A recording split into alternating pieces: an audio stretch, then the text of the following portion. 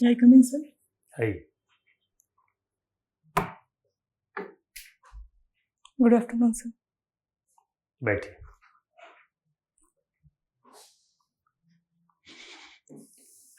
आपका जो academic record हम लोगों के सामने है, जी सर। उसको देख करके हम सब लोग बहुत प्रसन्न हैं। हाई स्कूल में 94.6%, इंटरमीडिएट में 94.8% और ग्रेजुएशन में 73.5%, पोस्ट ग्रेजुएशन में 70.5%। इंटरमीडिएट तक आपका साइंस स्ट्रीम रहा। जी सर। और फिर आपने ग्रेजुएशन किया ह्यूमैनिटीज के साथ। जी सर। और ज्योग्राफी में आपने जेएनयू से एमए किया। जी। तो एकेडमिक रिकॉर्ड तो बहुत ही अच्छा है। आप अपना परिचय दे दीजिए। परिचय में ध्यान ये रखिएगा कि ये एकेडमिक रिकॉर्ड तो हमारे सामने है, ये जी। बताने की ज़रूरत नहीं है। जी सर। आप नाम, जाति, धर्म, संप्रदाय, जी सर। क्षेत्र, इनका भी उल्लेख मत कीजिएगा। ठीक है सर। सर मैं सन 2022 से सिविल सर्विसेज की तैयारी कर रही हूँ। 2021 से सिविल सर्विसेज की तैयारी कर रही हूँ। सर ये मेरा फर्स्ट अटेम्प्ट है। सर मेरी हॉबीज़ हैं कुकिंग और बुक रीडिंग। कुकिंग और बुक रीडिंग जी सर। आपकी हॉबी है, बहुत बढ़िया।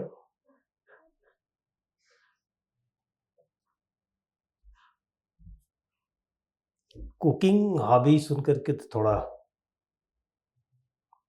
निराशा हो रही है कि मेल्स अगर बताएं जी सर कि कुकिंग उनकी हॉबी है तो बात समझ में आती है। क्यों आपने चुना कुकिंग को हॉबी? ये तो नेचुरली फीमेल्स कुकिंग करती हैं। सर ये तो स्टेरियोटाइप है कि मतलब विमेंस नेचुरली कुकिंग करती हैं। सर ये हमारे यहाँ होता आया है, पर मुझे लगता है कि मेल्स और फीमेल्स दोनों के लिए सीखना ज़रूरी है।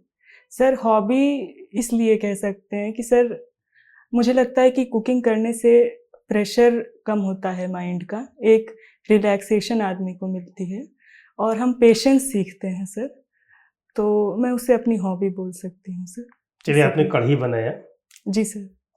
ठीक है जी। और उसमें नमक ज़्यादा है जी। तो कैसे नॉर्मल करेंगी उसको? सर हमारे यहाँ एक होता है कि आटे की छोटी छोटी गोलियां डाल दी जा सकती हैं उसमें। सर ग्रेवी वाली सारी सब्जियों में ऐसा किया जा सकता है तो वो नमक को सोख लेता है सर, तो उससे नमक कम किया जा सकता है। ठीक है, ठीक है। और बुक रीडिंग, जी ये सर। भी हॉबी कुछ ऐसी नहीं लगती है। बुक्स तो बहुत सारी रीड करती हैं, सिविल सर्विसेज की प्रिपरेशन कर रही हैं तो। सर पर वो तो सर सिलेबस की बुक्स हैं सर, उसके अलावा किताबें पढ़ना जो समसामयिक मुद्दे रहे उस पर, और राइटर्स, फेमस राइटर्स की किताबें पढ़ना सर, उसे हम बुक रीडिंग की हॉबी में कह सकते हैं। करंटली कौन सी बुक आपने पढ़ा है अभी? सर मैंने 1984 जॉर्ज ऑरवेल की पढ़ी थी। ठीक है। जी सर। जॉर्ज ऑरवेल की आपने 1984? जी सर। ठीक है, क्या है बुक में? सर इस बुक में एक टोटलिटेरियन गवर्नमेंट की कहानी है। सर एक आदमी रहता है जो कि उस गवर्नमेंट की एक मिनिस्ट्री है, मिनिस्ट्री ऑफ ट्रुथ, उसमें काम करता रहता है। तो सर वो बुक हमें बताती है कि किस किस तरह से सर्विलेंस किया जा सकता है और कैसा फ्यूचर हो सकता है यदि हम टोटलिटेरियन गवर्नमेंट्स को इलेक्ट करते हैं, और कैसे इंडिविजुअल फ्रीडम्स को क्रश किया जा सकता है। सर इसकी कहानी है। तो सर आज के परिप्रेक्ष्य में ये बहुत रिलेवेंट हो जाती है क्योंकि हम देख रहे हैं कि वर्ल्ड में डेमोक्रेसीज खत्म हो रही हैं सर एक तरह से, जैसे हमारे पास अफगानिस्तान और म्यांमार का एग्जाम्पल है। तो सर उसी समय इस बुक की बहुत चर्चा हो रही थी, इसीलिए मैंने ये पढ़ी थी। सर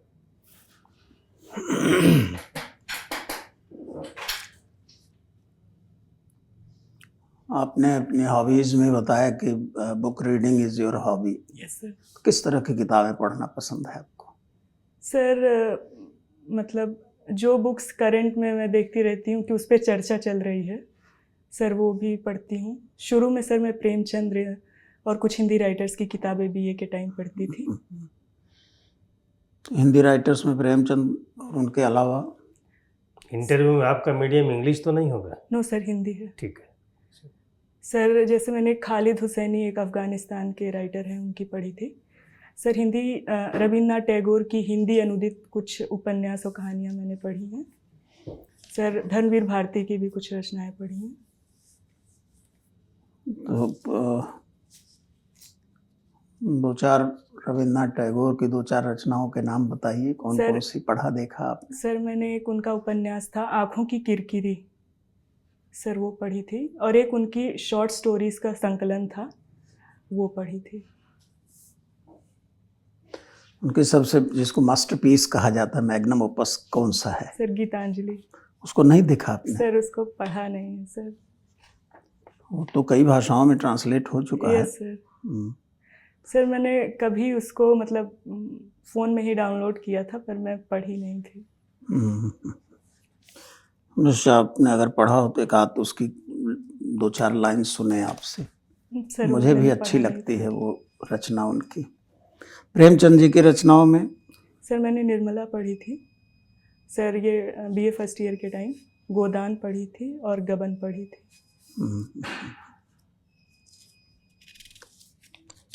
प्रेमचंद के साहित्य की विशेषता क्या है, मतलब उसकी वैशिष्ट्य क्या है उसका, अगर आपसे पूछे कोई?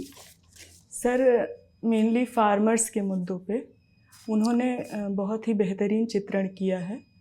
मतलब जीवंत चित्रण किया है। गरीब आदमी, फार्मर्स, और गरीब आदमी की सोच कैसी होती है, कभी कभी गरीब और अमीर की सोच के बीच के अंतर, इन सभी चीज़ों का चित्रण किया है। ठीक है मैडम, आप अभी गणतंत्र दिवस जब हुआ था तो उसमें एक मिसाइल सिस्टम आकाश का नेतृत्व किस महिला ने किया था, कुछ पता है आपको? 2023 गणतंत्र दिवस। शिवांगी सिंह शायद, मैम मुझे एग्जैक्टली नहीं पता। चलिए, किस राज्य में हाल ही में सरकारी नौकरी के लिए जो महिलाओं को 30% आरक्षण दिया हुआ है, अगर हम बात करें तो? मैम याद नहीं मुझे। उत्तराखंड ने दिया हुआ है, ध्यान रखिएगा। आपने बताया कि यूनिटी ऑफ पर्पस आपका हॉबी, मतलब आपकी स्ट्रेंथ है, सर से बताया, ये क्या मतलब हुआ यूनिटी ऑफ पर्पस? मैम मतलब मेनली मेरा ये कहने का मतलब था कि अपने पर्पस से भटकना नहीं है, और उसके लिए जिन जिन जो जो वेज हों उसको अचीव करने के लिए उसको अचीव करने की कोशिश करनी है।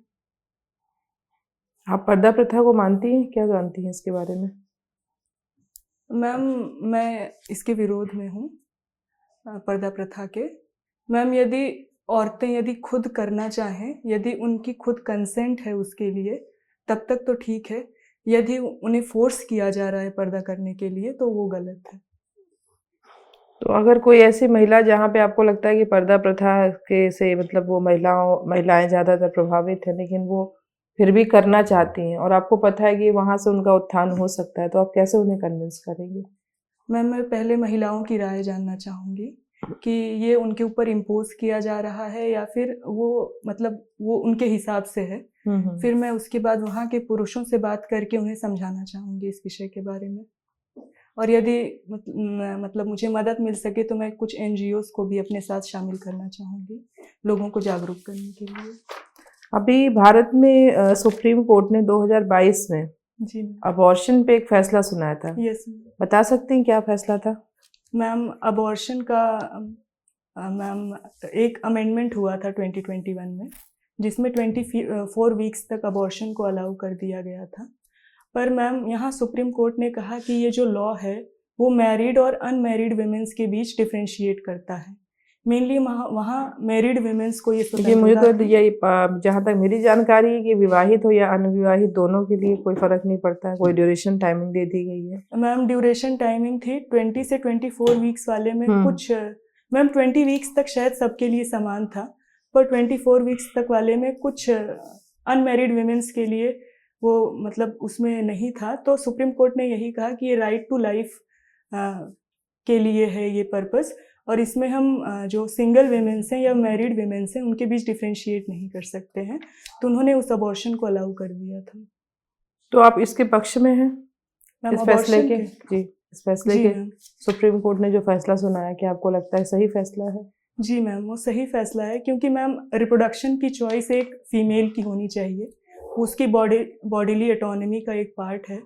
तो यदि मेडिकल रीजंस या मेडिकल डॉक्टर्स कहें कि ये हमारे लिए मतलब उस औरत के लिए वो सेफ है, तो उनको चॉइस दी जानी चाहिए अबॉर्शन की। तो ये नहीं हो सकता कि इसके लिए इतनी जागरूकता फैलाई जाए कि ये नौबत ही नहीं आए? अगर वुमेन्स को अथॉरिटी है, लेकिन फिर भी इस लेवल तक वुमेन्स की भी कहीं ना कहीं पूरी जिम्मेदारी बनती है कि उस चीज़ों को वो देख के चले।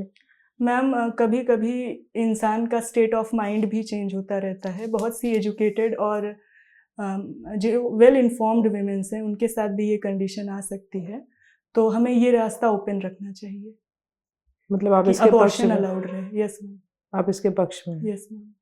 आपकी शादी हो गई? No ma'am. आप क्या करेंगी शादी जब भी आपको मौका मिलेगा? तो आप लव मैरिज के प्रेफर में रहेंगी कि अरेंज मैरिज के? मैम उस समय तक जैसी सिचुएशन रहेगी। मैम दोनों अपनी जगह सही है। यदि मतलब मेरी लाइफ में यदि जैसे मोड बनते हैं, यदि लव मैरिज का उस समय संयोग बनता है तो लव मैरिज, नहीं तो अरेंज मैरिज। ट्रांसजेंडर प्रोटेक्शन पे भी हमारे कानून में कुछ एक्ट लाए गए हैं, वो क्या है? मैम ट्रांसजेंडर मेंबर्स के लिए बिल आया था, उसमें एक बोर्ड गठित करने की बात हुई थी, जो कि सोशल वेलफेयर मिनिस्टर के अंडर बोर्ड था। सुप्रीम कोर्ट ने इसमें कहा था कि जो ट्रांसजेंडर पर्सन है उनको ओबीसी के अंडर रिजर्वेशन भी दिया जाए। मैम इस पे अभी बात चल रही है। फिर पब्लिक प्लेसेस को ट्रांसजेंडर लोगों के लिए एक्सेसिबल बनाना, मेनली टॉयलेट्स को, और जॉब्स में रिजर्वेशन देना, डिस्क्रिमिनेशन कम करना उनके खिलाफ। मैम यही सब इस बिल में था। तो आपकी क्या मान्यता है इस फैसले की तरफ? या आपको लगता है कि ये कहीं ना कहीं बिल्कुल फ्रूटफुल होगा, या इससे हम मैम उन्हें अथॉरिटी? इम्प्लीमेंटेशन पे डिपेंड करता है। मैम अभी हमारी सोसाइटी बहुत जागरूक हो चुकी है। जैसे कि उत्तर प्रदेश में ही एक कोई यूनिवर्सिटी बनी थी शायद ट्रांसजेंडर्स के लिए। फिर मैम हम देखते हैं कुंभ में भी एक अखाड़ा है ट्रांसजेंडर्स का। तो हम देखते हैं हमारी सोसाइटी में कहीं ना कहीं एंशियंट टाइम से एक्सेप्टेंस है ट्रांसजेंडर पर्सन्स के लिए, जो कि अभी कुछ समय से इसमें विकृति आ गई है। उसका सुधार करने की ज़रूरत है मैम, और पॉलिसी इम्प्लीमेंटेशन से मैम ये सुधर सकता है। ठीक सर। उत्तर प्रदेश के बजट में जी सर। 3 नए विश्वविद्यालय की स्थापना की बात है। जी सर। बता सकती हैं किन किन मंडलों में है ये? सर एक कुशीनगर में है, सर एक देवी पाटन में है, एक मुरादाबाद में है, और एक शायद आजमगढ़ में है सर, कृषि विद्यालय। ठीक है। थ्वाइट ग्लेशियर के बारे में जानकारी है? अभी सर चर्चा में था ये थ्वाइट ग्लेशियर, डूम्सडे ग्लेशियर बोलते हैं। सर ये शायद आर्कटिक या अंटार्कटिक का कोई ग्लेशियर है। अंटार्कटिक का है, हाँ। अंटार्कटिक का सर वो पिघल रहा है, और अंटार्कटिक एक टिपिंग पॉइंट है, तो शायद इसीलिए इसे डूम्सडे ग्लेशियर बोला जाता है। अच्छा है, तो इसके पिघलने से अगर ये पूरा पिघल जाए जी सर। तो क्या फर्क पड़ेगा सर एक समुद्र तटीय नगरों पर? सर सी लेवल बढ़ेगा, तो इससे बाढ़ आने का खतरा है। फिर सर पानी पिघलने, आइस जो होती है वो सन की रेस को रिफ्लेक्ट करती है, ठीक है। जिसे हम एल्बिडो कहते हैं सर। पर पानी जो है वो वाटर को एब्जॉर्ब करता है, तो इससे हीट और बढ़ेगी सर। फिर दूसरी बात, जब बर्फ़ पिघलती है तो वो कुछ गैसेस उसके साथ निकलती हैं, जैसे मीथेन एक्सेट्रा, तो ये भी खतरा हो सकता है। ये पूरा पिघल जाए जी सर। तो वाटर लेवल सी का कितना बढ़ जाएगा? पूरा पिघल जाए तो सर एग्जैक्टली मुझे नहीं अच्छा, पता। पढ़ा नहीं आपने जी इसको। सर। ठीक है, कोई बात नहीं। हेट क्राइम क्या होते हैं? सर हेट क्राइम मेनली जब हम किसी व्यक्ति के कास्ट, क्रीड, जेंडर, लैंग्वेज या सेक्स के आधार पे हम उनके खिलाफ वॉयलेंस को प्रमोट करते हैं, वो या तो स्पीच के माध्यम से या फिर मीडिया के माध्यम से, तो उसे हेट क्राइम कहते हैं सर। ठीक है, कुछ एक उदाहरण बता दीजिए। सर जैसे कि इंडियन कॉन्टेक्स्ट में बता दीजिए।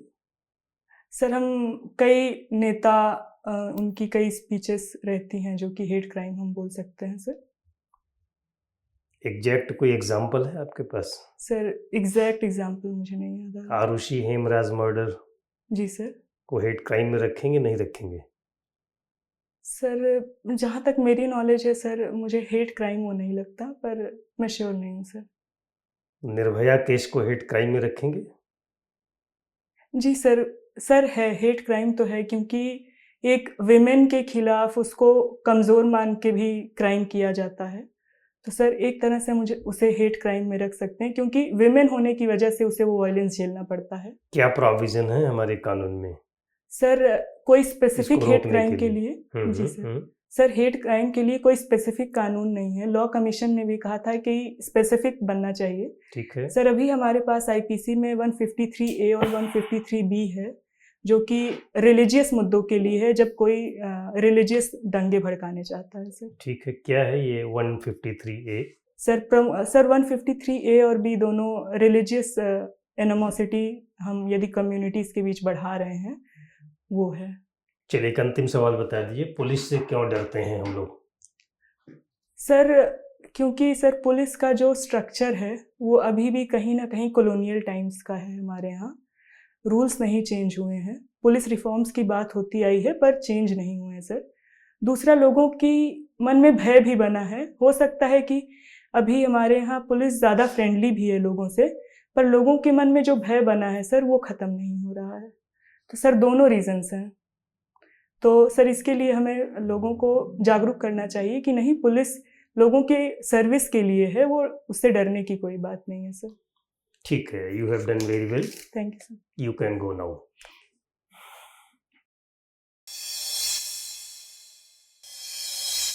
मे आई कम इन सर?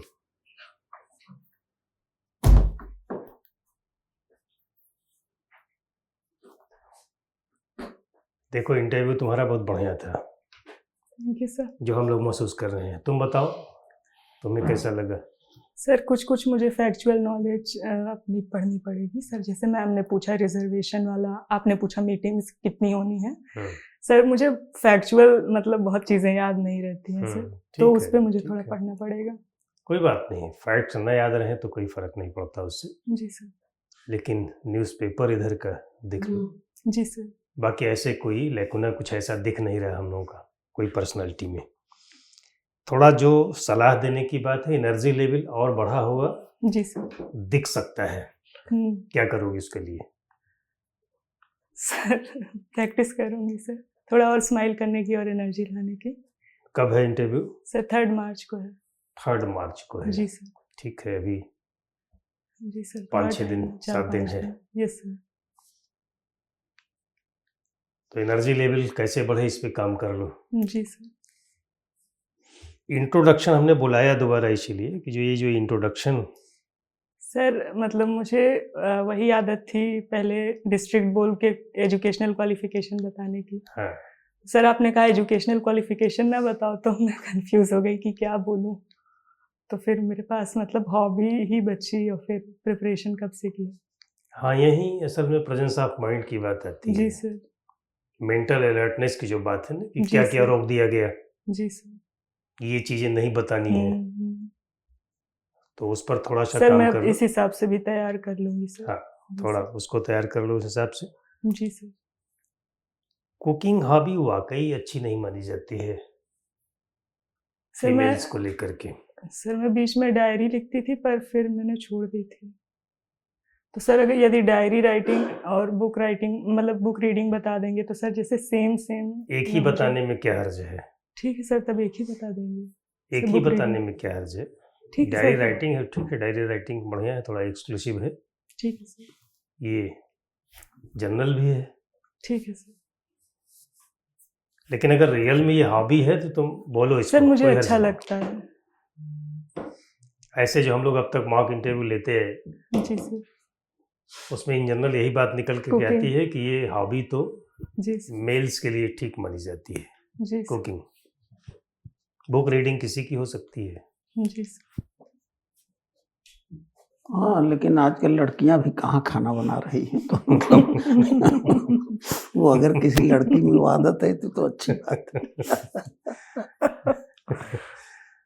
ठीक है, देख लो उसको। बाकी पर्सनालिटी ट्रेट्स के लेवल पर अगर हम लोग बात करें तो उसमें कोई ऐसा लैकुना नहीं दिख रहा है, कोई कमी नहीं दिख रही है उसमें। चाहे कंसिस्टेंसी की बात हो या फिर कॉन्फिडेंस की बात हो, कॉन्फिडेंस लेवल में कोई कमी नहीं दिख रही हम लोगों को, बिल्कुल ठीक है अपनी जगह पर। और स्पीच मैनरिज्म की बात करें, बातचीत करने का जो तरीका है, सलीका है, वो भी बिल्कुल ठीक है। जी सर। जो प्रश्न नहीं आते हैं उसमें क्लियर कट बता देती हो कि नहीं पता है, सारी बोल दो, ठीक है, अच्छी बात है। जी सर। टू द पॉइंट बात करती हो, ये सब प्लसेस हैं। तो हम जी लोग सर। उम्मीद करते हैं कि कोई अच्छा पद हम्म। मिल जाएगा थैंक यू सर। और विश करते हैं कि यहाँ तो इस बार मिल ही जाए, और यूपीएससी में भी फर्स्ट अटेम्प्ट में ही मिले। सर एक अटेम्प्ट हो चुका है सर, 3 नहीं हुआ। सीरियसली तो फर्स्ट अटेम्प्ट यही होगा ना, जी सर। अब दोगी जो। जी sir. Wish you best of luck. Thank you sir. Thank you sir. All thank the you. Best. Thank you. Thank you sir.